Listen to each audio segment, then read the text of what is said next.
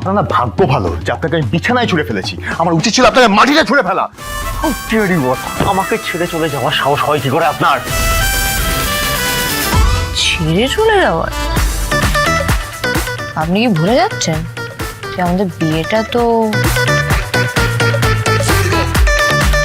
কি রে অভি, তোদেরকে তো খেতে ডাকলাম, ব্যাগপত্র নিয়ে কোথায় বেরোচ্ছিস? এই বাড়ির আর অন্ন গ্রহণ করবো না আমি বলে ঠিক করেছি। তুমি তো ছুটিকে দেখতে চাও না নিজের চোখের সামনে। ছুটি চলে যাচ্ছে আর তার সাথে আমি। তোমার সঙ্গে এটাই আমাদের শেষ।